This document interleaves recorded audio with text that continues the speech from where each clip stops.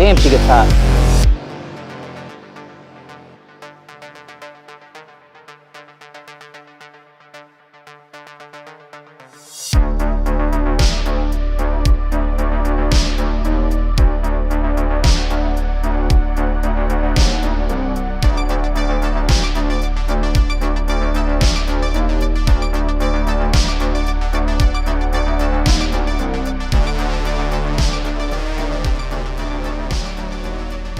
Hey everybody, welcome back to the channel. Today I got something very special for you. You collectors out there ought to like this. We have a real deal mini Beryl, fully pimped out in some very cool FB Radom aftermarket stuff. Except for that, we'll talk about that. It's even got the mag couplers and the sling. It's all FB, it's all Polish. It's very cool, and the guy that put all this together knows what he's doing. It's a very cool clone, correct gun. Even the EOTech that's beat up, and we'll get into all that stuff here today, right after this. If you like this channel and you want to support us, make sure you go by thirdpinthreads.com, pick up a hat, pick up a t-shirt. That's the best way to support us. I don't do Patreon and I don't do paid ads for ball sack razors. I'd rather you get something for your money if you feel so inclined to help us out. And man, it hits me right here when I see people wearing our merch out there in the wild. It's just like, dang. Like you Zoomers like to say, this gun has been living rent-free in my head for quite some time. These Polish Beryls, man, something about them is just so cool. They're so different than your standard AKMs, and they are some of the most highly respected 5.56 NATO AKs available today. And at the price, it's pretty incredible at what they're selling these things for, from the minis up to the full-size Beryls. I can't find a reason not to buy one because I know that they would double, if not triple in price if they ever went away. They're good. They're real deal NATO AKs. I'm not even just saying that. Real NATO serving AKs. And it is a proven, reliable AK that shoots around, that is everywhere in this country. This is awesome. So this AK was donated by a personal friend now. A lot of you actually know this guy. AK Quality Enforcement on Instagram. He's the guy that's been going around kicking everyone in the nuts that's been goofing around with AK quality, and he's actually caused quite a big splash in the community. He's actually caused some change, which to have a guy that just starts a channel and practically overnight people are paying attention to it and, you know, sending him feedback and thanking him for what he's been doing. Like, the guy actually caused some positive changes in the community, which is cool. So he has painstakingly gone through the process to buy it, to SBR it, and to slowly start buying the bits and pieces to make this a really good representation of what you would see in the Polish military. And I'll show you some pictures here. Like, if you look, he's done it. He has the real deal Polish quad rail, which, let's be honest, it looks like some Chinesium, something UTG would come up with, but it's the real deal, man. That is some Polish-made goodness there. And it's real heavy-duty stuff. It's kind of nice. It might not be the prettiest thing, I'll admit, but it's cool. He's got the forward grip. Kind of looks like a Knight's Armament foregrip. Like, it looks very similar to something you would buy in the States. But it is pretty comfortable. And after doing a lot of shooting, this rail does heat up pretty quick. It's a short 5.56 barrel. It heats up pretty quick. So I go from doing this to going, ow, and then just doing this. You may see that in the video and go, nobody holds it like that. Hey, it'd be like that sometimes. This rail got pretty hot. Typically, I do kind of lay my thumb over and just grip it like so, but whew, it's burning my hand real good. The EOTech I really like. I've honestly never even owned an EOTech. This is the most shooting I've ever done on an EOTech. I love that this one's beat up. My guy, if I were you, just because the shield on the EOTech is beat up, I'd probably beat up the whole gun just to match the optic. This would be a really cool gun to do like a battlefield pickup kind of thing. I love the wear on that EOTech. Very fitting to the gun. And it is the optic that you would see the Polish military put on these very high, very awkward optic mounts. And man, it sucks to shoot. I have to go to the chiropractor after this. I'm all hunched over, my neck's all long. Jeez, man.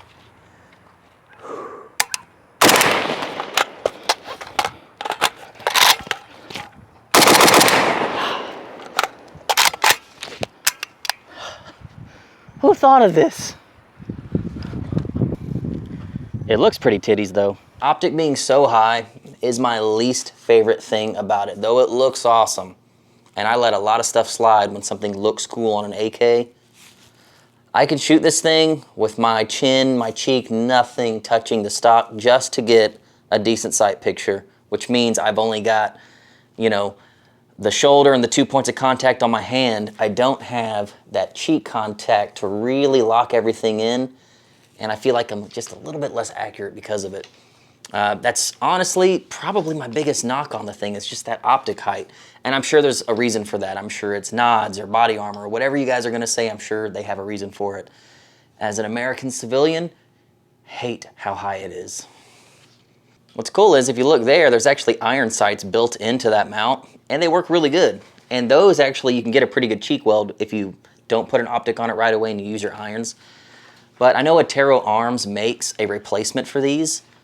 Don't really know what goes into installing it, but they make them, and it puts a dot in a really, really low, really good location. He's got that Archer stock.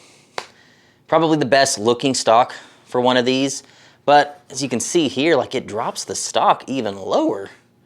So it definitely doesn't help how high the optic is. They do make cheek risers for these. They're really expensive. It's the one piece he hasn't bought yet. I was talking to him, he's looking for it. So there's that great big old rubber piece in the back, and it is adjustable. Ugh. Can actually get it out pretty far. The sling here is a Polish sling from what I understand. If I try to be smart about the sling, I'm gonna say something dumb because I don't know anything about it. The way it mounts to the stock is kind of cool.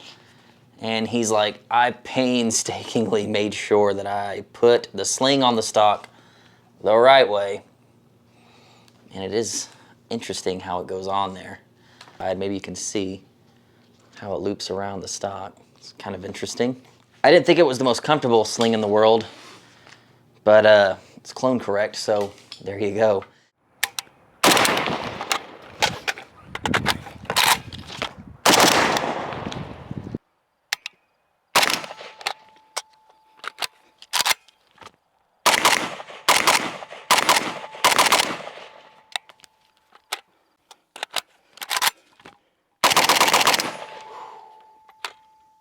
The coolest aftermarket thing that he was able to find was the mag couplers. Typically mag couplers are like metal or plastic that kind of clamp them together. This, it's like these canvas loops. It's like little sling bits, and you can see that there's these separators in between. I'll show you that there. I didn't even know these existed for these FB mags. Had no idea about these. If AOA sells these, I'd never seen them. It's cool, man. So it looks like what you do is you get it all looped together. There's a bolt that runs between these two plastic pieces, and you actually get you an Allen key and twist it, and it like adds tension to it. I'm assuming that's how this works. They're very tight. He said they were kind of a bitch to put together. But man, they look super cool when they're coupled in this gun. It's probably the coolest thing about it. I think these mag couplers are awesome. And they really did make mag changes pretty quick.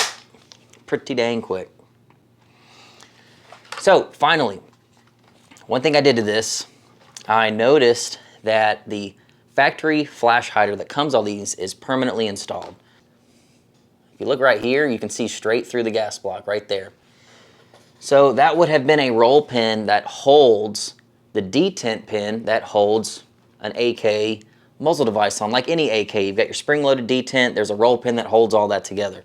The way these are imported, that detent is not spring-loaded, it's permanent, so that you actually can't take it's technically permanently affixing the flash hider. Pretty sure they do that for import reasons. So all I did, took a little punch, knocked that roll pin out, dropped the detent straight out of the back of the gas block, and I took the flash hider off. I did that for a reason. I wanted to suppress this thing. The gas is not tuned. Everything about this is absolutely factory. So we put one of these JMac Mini Beryl chemo adapters on there. And It looks fairly similar to the factory Beryl flash hider. Like at a distance, you would just think it was the factory one because the factory one is really long. So underneath here, you're gonna have some threads and there's like this 1.5 inch long barrel extension.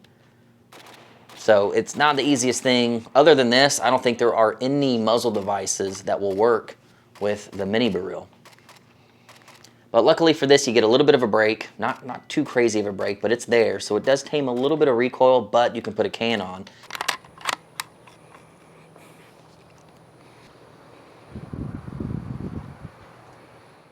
So one thing I was not able to test was an alignment rod. I don't actually have a 22 caliber alignment rod. Typically, with 30 cal cans with a really big hole, don't really have to worry about 223. There's so much room for error. But this is a very short barrel, although I'm trusting the poles on this one to make a concentric barrel. And you know, we have this JMac muzzle device on here. So there's a lot going on.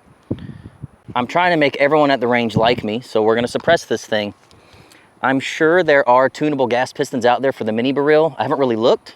I'll look after the video. In fact, I'll tell you right now. I Googled and bam, there's your answer.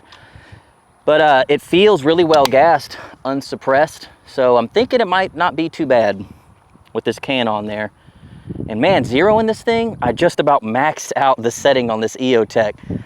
I cranked that thing probably 20 times over, moving that dot. It's so high. The bore offset is incredibly high. In fact, if I'm not shooting something at like 25 or 50 yards, which is kind of what it zeroed at, I gotta aim like 4 or 5 inches high at everything. There's such an incredible bore offset. Another thing, we haven't tried a WBP mag. I had a couple of issues running WBP with the full-size Beryl, and I've run nothing but FB so far. You would think these mags are identical. They are slightly different, ever so slightly. We'll see if the mini has any problems whatsoever. And of course, more back pressure, bolts traveling faster, there's a lot more going on. If I blow the can off the gun, at least we got it on camera.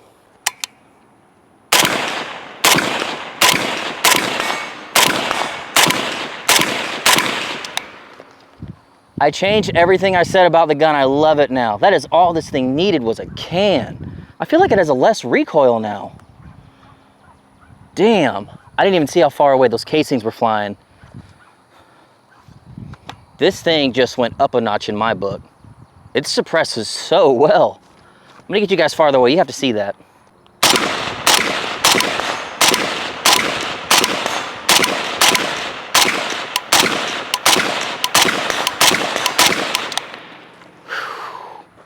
Not super accurate, but damn does it shoot good. Okay, I'm gonna actually pay attention to the casing this time. See how far away that bad Larry's going. Can't see. Cannot see. Okay, now I see. Now I see.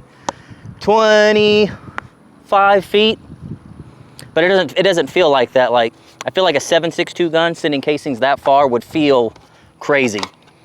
This feels really good, and that just means that's reliable. You know, I've seen unsuppressed stock AK send casings 30 feet away. This thing with a high pressure round steel case, it's gonna be different with brass case, but with steel case, the casing's going 25 feet. I've seen unsuppressed Wassers send casings twice as far without a can on it.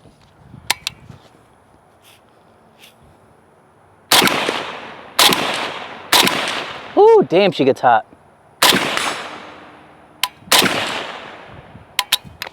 Whew. She gets hot. Reliable, perfectly reliable. Awesome. The can really made me fall in love with it. That was awesome. Really was not feeling it before. If I had a mini Beryl, I would put a regular stock on it, not this one. What you saw in the video of me shooting the suppress was this thing ergonomically was a bit of a pain to get used to and to try to enjoy. Once I put that can on there and was shooting it suppressed, fell in love with it. This thing is gassed really well from factory to where putting the can on it did not feel like I was beating the gun up. We were shooting some underpowered steel case. I didn't run brass case through it, so your mileage may vary if you're running like 5.56 or brass case 223 and you try to suppress this. But this with a conventional Sandman suppressor with steel case was a dream boat to shoot suppress, like an absolute dream. Shot so well. And the gun just in general shot really well. If you can get past the weird ergos, it's a fun gun to shoot. And talk about a flex. This is a super flex. This is really cool. This is definitely a gun that would look so cool on a wall next to its full-length bigger brother, you know, the full-size Beryl. This would be so cool on a wall next to that with all the cool Polish accessories. And I like that he upgraded it with only the military stuff. Exactly what you would see in photos. That's really cool. There's not a lot of AKs out there that were adopted by NATO. Not many at all. This might even be the only one. So the fact that you could, there's like a NATO, you could clone this like a NATO ally, how they ran it, kind of cool. I could see some AR Johnnies that like to like clone all the Colt ARs to like Block 1s, Block 2s, and all that. Like, yo, you can clone NATO AKs too. Make it super non-ergonomic for the everyday shooter, but it's clone correct. It's cool. Here's what's cool though. Here's what's really cool. This is clone correct. I posted a video of this on my Instagram, and I had a guy from the Polish military reach out and say, you did an exact clone of one of our service guns. That is so cool. We love the gun. We love it, love it, love it. So my man over at AK Quality Enforcement did a great job cloning this thing as a clone. Cool, reliable. It definitely seems very, very rugged. But for me, like, my inner gamer is saying, with a little bit of love, it could be awesome. So let me show you something very special that you're gonna see a little more in another video. What the Mini Beryl could be. What you are seeing here is the same gun that we just filmed, only Mr. Mark Krebs himself has gotten a hold of it.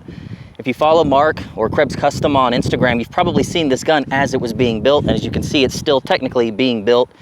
Don't mind the surface rust. This gun is totally in like the testing prototype phase, but look at what he has done to make this thing awesome. This paddle here that you're seeing on the side was designed to help you guide mags in. Let me show you that here. Gives you something to smash that mag up against and really guide it in. You would have seen this on older guns that he built back in the day, but he's really trying to bring this back. Now check this out. I go empty, mag flies out. Sweet. We're not gonna go too deep into this gun. I know you're just wanting to know more about it. That'll be in another video. But this is what Americans can do when we get our filthy capitalistic grubby fingers on them and start doing some homegrown stuff. So check this out.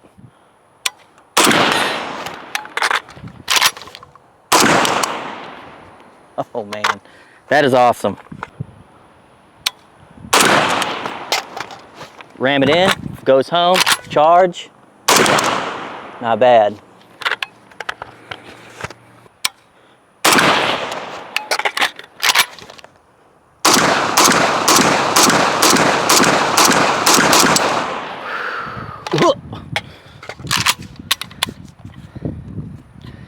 Stay tuned for more on this later. Thank you so much for letting me borrow this. Make sure you go follow AK Quality Enforcement on Instagram. If you have issues, maybe you're having a hard time with a company and their quality's not really up to spec, maybe you're having a hard time reaching out to someone, whatever, like if you legitimately have a problem, he's a really good guy to reach out to. He's made a lot of contacts in the industry, and he's helped out a lot of people that were just having problems with their guns, getting them resolved, and getting some changes made at some companies to really enforce quality control with AKs, which seems to be lost on some people. He was definitely key in reminding some companies how they should really start paying attention to that a bit more. That's it for today. Hope you all enjoyed this neat little gun. We'll definitely see you next time.